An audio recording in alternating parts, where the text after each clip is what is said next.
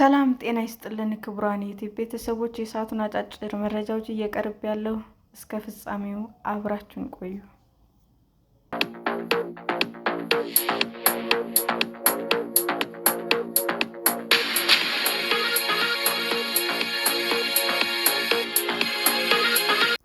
ኢራን ሚሳይሎችን ማስወንጨፏን ካላቆመች ቴህራን ትቃጠላለች ስትል እስራኤል አስጠነቀቀች።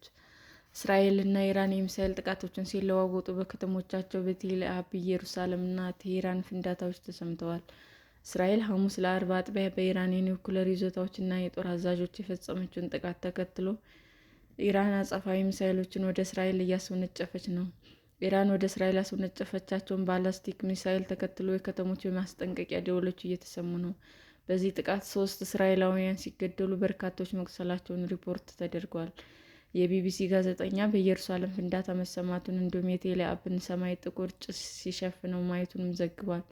እስራኤል በኢራን ላይ በፈጸመችው ጥቃት የኢራን እስላማዊ አብዮታዊ ዋና አዛዥ፣ የሀገሪቱ ጦር ኃይሎች ጠቅላይ ኢታማዦር ሹም እንዲሁም 6 የኒውክሌር ሳይንቲስቶች መገደላቸውን የኢራን መንግስት ሚዲያ ዘግቧል። እስራኤል በፈጸመችው ጥቃት 78 ሰዎች መገደላቸውን እንዲሁም 320 ኢራናውያን መቁሰላቸውን ያስታወቀችው ኢራን አብዛኞቹ ሰላማዊ ዜጎች ናቸው ብላለች። እስራኤል በኢራን በፈጸመችው ጥቃት የተገደሉት የጦር አዛዦች፣ የኒውክሌር ሳይንቲስቶች እነማን ናቸው? እስራኤል ሐሙስ ለአርብ አጥቢያ በመላው ኢራን ባሉ የኒውክሌር ይዞታዎችና ወታደራዊ ስፍራዎችና የመኖሪያ ስፍራዎች ላይ በፈጸመቻቸው በርካታ ጥቃቶች ከፍተኛ የጦር አዛዦች፣ 9 የኒውክሌር ሳይንቲስቶች ተገድለዋል። የእስራኤል ጠቅላይ ሚኒስትር ቢንያሚን ኔታንያሁ ሀገራቸው አርብ ማለዳ የፈጸመችው ጥቃት የኢራን የኒውክሌር መሠረተ ልማትና የባላስቲክ ሚሳይል ፋብሪካዎችን ለመጉዳት ያለመ ነው ብለዋል። ጠቅላይ ሚኒስትሩ ራይዚንግ ላየን ኦፕሬሽን የሚያንሰራራ አንበሳ ዘመቻ ሲሉ በጠሩት ጥቃት ከተገደሉ መካከል የኢራን አብዮታዊ ዘብ ኃላፊና የሀገሪቱ ጦር ኃይሎች ኢታማዦር ሹሞችም ይገኙበታል። ሕፃናትን ጨምሮ በርካታ ሰላማዊ ሰዎች መገደላቸውንም ተዘግቧል።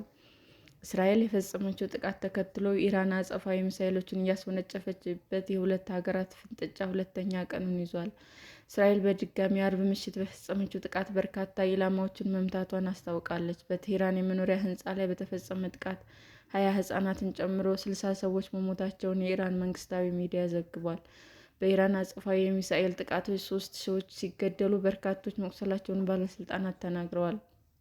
አሜሪካ ወደ ግጭቱ እንድትገባ ከተደረገች ሁኔታዎች በበለጠ ሊያገረሹ ይችላሉ ተብሏል። ኢራን ሚሳይሎችን የምታስወነጭፍ ከሆነ መዲናዋ ቴህራን ትቃጠላለች ሲሉ የእስራኤል መከላከያ ሚኒስትር እስራኤል ካትዝ አስጠንቅቀዋል። የእስራኤል መከላከያ ኃይል 9 የኢራን የኒውክሌር ሳይንቲስቶችና ባለሙያዎች ገድያለሁ አለ። ጦሩ ሐሙስ ለአርብ አጥቢያ በፈጸመው ተከታታይ ጥቃት የገደላቸው የኒውክሌር ሳይንቲስቶች 6 ናቸው ብሎ ነበር። ኢራን በእስራኤል ላይ የወሰደችው ያለችው አጸፋዊ እርምጃ ለማስቆም አሜሪካ፣ ፈረንሳይ እና ዩናይትድ ኪንግደም እስራኤልን የሚያግዙ ከሆነ በቀጠናው የሚገኙ የጦር ሰፈሮቻቸውን ኢላማ እንደምታደርግ ማስጠንቀቂያ የኢራን መንግስታዊ ሚዲያ ዘግቧል። የእስራኤል ጦር 9 የኢራን ኒውክሌር ሳይንቲስቶች መግደሉን አስታወቀ። የእስራኤል መከላከያ ኃይል 9 የኢራን የኒውክሌር ሳይንቲስቶችና ባለሙያዎችን ገድያለሁ አለ። ጦሩ ሐሙስ ለአርብ አጥቢያ በፈጸመው ተከታታይ ጥቃት የገደላቸው የኒውክሌር ሳይንቲስቶች 6 ናቸው ብሎ ነበር። አሁን እስራኤል በዚህ ጥቃት የገደለቻቸው 9 መሆናቸውን አስታውቃለች። ከተገደሉት መካከል የኒውክሌር ሳይንቲስት ፍራይዱን አባሲ አንዱ ሲሆኑ በአውሮፓውያን 2011 እስከ 2013 ድረስ የሀገሪቱ የአቶሚክ ኢነርጂ ድርጅት ኃላፊ ነበሩ። ፍራይዱን አባሲ ለኢራን የኒውክሌር ማበልጸግ የአንበሳውን ድርሻም እንደተጫወቱ ይነገርላቸዋል። ከእሳቸው በተጨማሪ በቴህራን የሚገኘው የኢስላሚክ አዛድ ዩኒቨርሲቲ ፕሬዝዳንት ማህዲ ቴህራንች የሻሂድ በህሽቲ ዩኒቨርሲቲ የኒውክሌር ኢንጂነሪንግ ኃላፊ አብዱልሐሚድ ሚኖሸር፣ በዚሁ ዩኒቨርሲቲ የኒውክሌር ኢንጂነሪንግ ፕሮፌሰር አህመድ ረዛ ዞልፋጊር እና በተመሳሳይ ዩኒቨርሲቲ የኒውክሌር ፕሮፌሰር የሆኑት አሚር ሁሴን ፈቂ ተጠቅሰዋል። በተጨማሪም የእስራኤል ወታደራዊ ባለስልጣናት በጥቃቶቹ የኢስፋሃን እና ናታንዛን የኒውክሌር ጣቢያዎች ከፍተኛ ጉዳት እንደደረሰባቸውም ሮይተርስ ዘግቧል። ባለስልጣኑ በኢራን ከ150 በላይ ኢላማዎችን ጥቃት እንደፈጸመባቸው ሮይተርስ አስፍሯል። ኢራን ወደ እስራኤል ያስወነጨፈቻቸው በርካታ ሰው አልባ አውሮፕላኖች (ድሮኖች) እና ሚሳኤሎች ከሽፈዋል ሲሉ ባለስልጣናት መናገራቸውንም ሰፍሯል። ሚሳኤሎች መወንጨፍ ካላቆሙ ቴህራን ትቃጠላለች ሲሉ የእስራኤል መከላከያ ሚኒስትር አስጠነቀቁ። ኢራን ሚሳኤል ማስወንጨፏን ከቀጠለች መዲናዋ ቴህራን ትቃጠላለች ሲሉ የእስራኤል መከላከያ ሚኒስትር እስራኤል ካትዝ አስጠነቀቁ። ሚኒስትሩ ከወታደራዊ ባለስልጣናት ጋር ባደረጉት ግምገማ ላይ በሰጡት አስተያየት የኢራኑ አምባገነን የኢራን ዜጎችን ወደ ታጋችነት እየቀየረ ነው፣ በተለይም የቴህራን ነዋሪዎች በእስራኤል ሲቪሎች ላይ ለደረሰው ጥቃት ከፍተኛ ዋጋ የሚከፍሉበት እውነታ እየፈጠረ ነው ብለዋል። ኢራን፣ አሜሪካ፣ ፈረንሳይ እና ዩኬ እስራኤልን የሚረዱ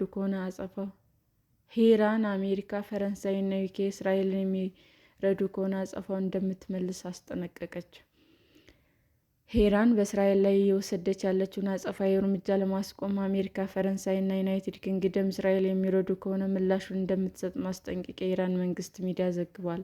ሦስቱ ሀገራት ለእስራኤል ድጋፋቸውን ከሰጡ ኢራን በቀጠናው የሚገኙ የጦር ሰፈሮቻቸውንና መርከቦችን ኢላማ እንደምታደርግ ዘገባዎች ወጥተዋል። ኢራን አሜሪካን ኢላማ ካደረገች መዘዙ እንደሚከፋ የአሜሪካ ባለስልጣን አስጠነቀቀ።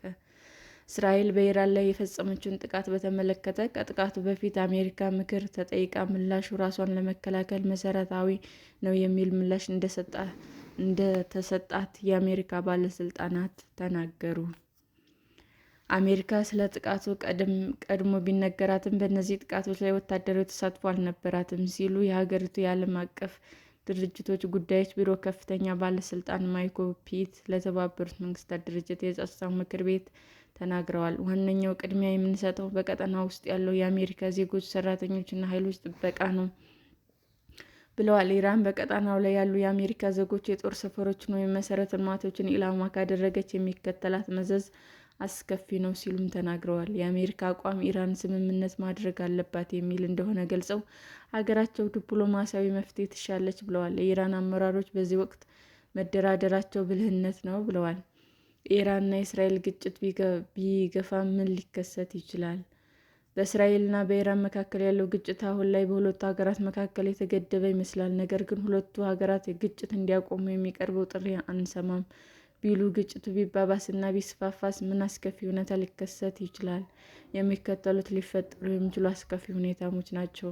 አሜሪካ በግጭቱ ውስጥ ትገባለች። ምንም እንኳ አሜሪካ ብታስተባብልም፣ ኢራን የአሜሪካ ኃይሎች ግጭቱን መደገፋቸውና ቢያንስ ለእስራኤል ጥቃት ስልታዊ ድጋፍ እንደሚያደርጉ በግልጽ ታምናለች። በመሆኑም ኢራን በመካከለኛው ምስራቅ ባሉ የአሜሪካ ኢላማዎች ላይ ጥቃት ልትሰነዝር ትችላለች። አሜሪካ ኢራቅ ውስጥ የልዩ ኃይል ካምፖች፣ በባህረ ሰላጤው ሀገራት ደግሞ ወታደራዊ ሰፈሮች እና በቀጠናው የዲፕሎማሲያዊ ተልዕኮዎችም አሏት። በኢራን የሚደገፈው ሐማስ እና ሄዝቦላ ብዙ የተዳከሙ ቢሆኑም በኢራቅ የሚገኙ ደጋፊ ሚሊሻዎቻቸውን ግን አሁንም ታጥቀውና አቅማቸውን አጠናክረው ነው የሚገኙት። የባህረ ሰላጤው ሀገራት ወደ ግጭቱ ሊሳቡም ይችላሉ። ኢራን አስተማማኝ መከላከያ ባለው የእስራኤል ጦርና ሌሎች ኢላማዎች ላይ ጉዳት ማድረስ ካልቻለች፣ በተለይ ጠላቶቿን ለዓመታት ይደግፋሉ በምትላቸው የባህረ ሰላጤው ሀገራት ላይ የሚሳኤል ጥቃት ልትሰነዝር ትችላለች። እነዚህ ሀገራት የአሜሪካ አየር ኃይል ሰፈር የሚገኝባቸው ናቸው። በመሆኑም የባህረ ሰላጤው ሀገራት ጥቃት ከደረሰባቸው ራሳቸውን ለመከላከል የአሜሪካና የእስራኤል የጦር አውሮፕላኖች ድጋፍ ሊጠይቁ ይችላሉ። የኢራን አገዛዝ ሊወድቅ ይችላል። ይህም ክፍተት ይፈጥራል። እስራኤል የኢራን እስላማዊ አብዮት ጥበቃ አገዛዝ የማፍረስ የረዥም ጊዜ ህልሟንም ብታሳካስ? ትናንት የእስራኤል ጠቅላይ ሚኒስትር ቢንያሚን ኔታንያሁ በሰጡት መግለጫ ዋና ዓላማቸው አገዛዙን ማፍረስ እንደሆነ በግልጽ ተናግረዋል። የኢራን መንግስት መፍረስ በተለይ በአንዳንድ የእስራኤል ወዳጆች ሊደገፍ ይችላል። ግን ይህ ምን ክፍተት ሊፈጥር ይችላል? ምን አይነት ቀውስ ሊያስከትል ይችላል? በኢራን የእርስ በርስ ጦርነት ምን ሊመስል ይችላል? በርካቶች በኢራቅ እና በሊቢያ ማዕከላዊ መንግስት ሲወድቅ ምን እንደተከሰተ ያስታውሳሉ። በመሆኑም የኢራን አገዛዝ ቢወድቅ ምን ሊከሰት ይችላል የሚለው በቀጣይ ቀናት በሚኖረው የግጭቱ ሁኔታ ላይ ይወሰናል። ኢራን እንዴት የከፋ አጸፋ ትመልሳለች? አሜሪካስ እስራኤልን ልትደግፍ ትችላለች? በሚሉት ጥያቄዎች መልስ ላይም የሚመሰረት ይሆናል። ኢራን የእስራኤል ጥቃቶች አረመኔያዊ ናቸው ስትል ለተመድ ገለጸች። እስራኤል በፈጸመችው ጥቃት 78 ሰዎች መገደላቸውን እንዲሁም 320 ኢራናውያን መቁሰላቸውን ያስታወቀችው ኢራን አብዛኞቹ ሰላማዊ ዜጎች ናቸው ብላለች። እስራኤል የፈጸመችው ጥቃት አረመኔያዊ እንዲሁም ወንጀል ነው ሲሉ የተባበሩት መንግስታት ድርጅት የኢራን ተወካይ ሰኢድ ኢራባኒ ተናግረዋል። የእስራኤል ጥቃትን ተከትሎ ኢራን ባቀረበችው ጥያቄ በኒውክሌር ለተሰበሰበው የተባበሩት መንግስታት የጸጥታው ድርጅት ነው ተወካዩ ይህንን የተናገሩት። ሰኢድ ኢራባኒ የእስራኤል ጥቃት በኒውክሌር ተቋማት፣ በሲቪል መሰረተ ልማቶችና የመኖሪያ አካባቢዎች ያነጣጠሩ ናቸው ብለዋል። ተወካዩ አክለውም ሆን ተብሎ የተፈጸመ ስልታዊ ግድያ ሲሉ ጥቃቱን ጠርተው አስደንጋጭ የተሰላ የጠብ አጫሪነት ማሳያ ነው ብለውታል። አሜሪካ ለዚህ ወንጀሎች እርዳታና እገዛ በማድረጓ ተባባሪ ናት ሲሉም ወቅሰዋል። እስራኤል የአሜሪካን መሳሪያ በመጠቀም በፈጸመችው ጥቃት ሕዝባችን ሕይወታቸውን ማጣታቸውን አንዘነጋም ብለዋል። የጸጥታው ምክር ቤትም የእስራኤልን ድርጊት እንዲያወግዝና ተጠያቂ እንዲያደርግም ጠይቀዋል። እስራኤል የአየር ክልሏንና ዋነኛ አየር ማረፊያዋንም ዘጋች። የእስራኤል የትራንስፖርት ሚኒስቴር የሀገሪቱ የአየር ክልል መዘጋቱን አስታወቀ። በተጨማሪም የሀገሪቱ ዋነኛ አየር ማረፊያ ቤን ጉሪዮን ለየትኛውም በረራ ዝግ መሆኑን አክሏል። የአየር ክልሉም ሆነ የአየር ማረፊያው ከሚኒስትሩ ትዕዛዝ እስካልመጣ ድረስ ዝግ ሆነው ይቆያሉ ተብሏል።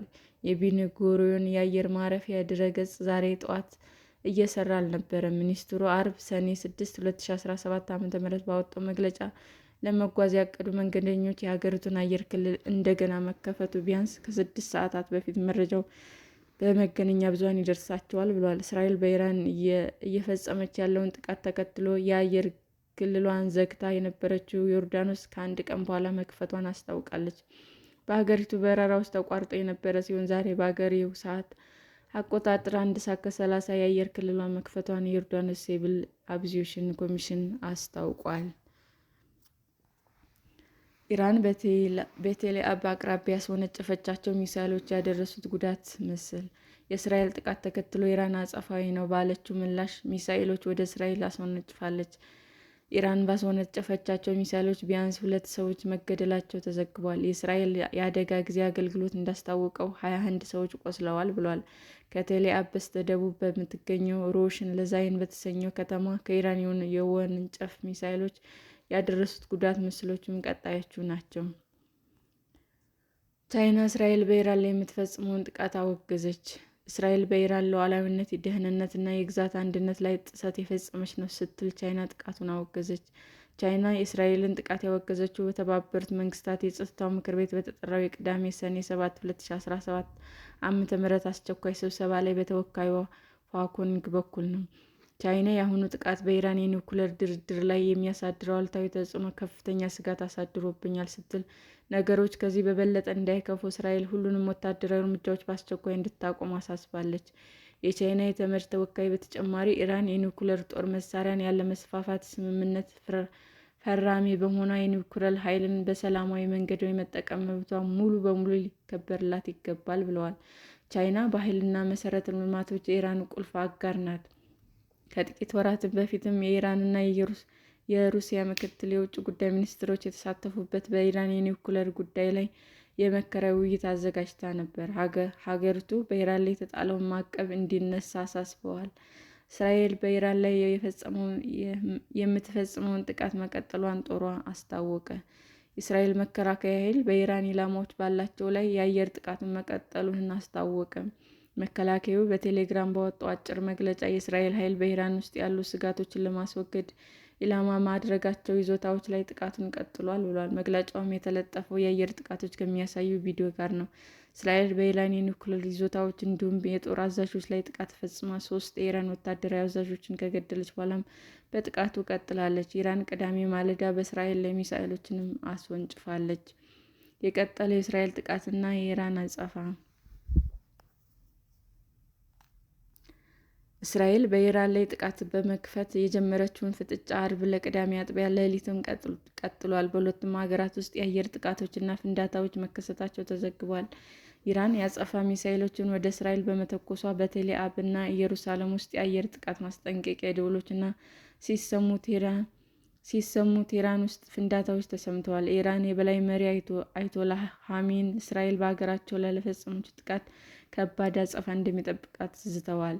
ኢራን ወደ እስራኤል በተኮሰቻቸው ሚሳኤሎች ተጎድተዋል የተባሉ 40 ያህል ሰዎችም ወደ ሆስፒታል መግባታቸውና ከመካከላቸውም 2ቱ በጽኑ መጎዳታቸው ተዘግቧል። የኢራን አብዮታዊ ዘብ እንዳለው በእስራኤል ላይ ባላስቲክ ሚሳኤሎችን ሲተኩሱ የእስራኤል ጦር ሰራዊት ደግሞ ሚሳኤሎቹን ማክሸፉን አስታውቋል። በተባበሩት መንግስታት የኢራን መልእክተኛ በእስራኤል ጥቃት ከፍተኛ ወታደራዊ አዛዦችን ጨምሮ 78 ሰዎች መገደላቸውንና ከ320 በላይ የሚሆኑ ደግሞ መቁሰላቸውን አስታውቋል። አሜሪካ እስራኤልን በመደገፍ ስትቆም፣ ቻይና እና ቱርክ የእስራኤልን ድርጊት በማውገዝ አቋማቸውን ገልጸዋል። የተባበሩት መንግስታት እና ሌሎች ሀገራት ደግሞ ኢራን እና እስራኤል ግጭቱን ከሚያባብሱ እርምጃዎች እንዲቆጠቡ ጥሪ አቅርበዋል።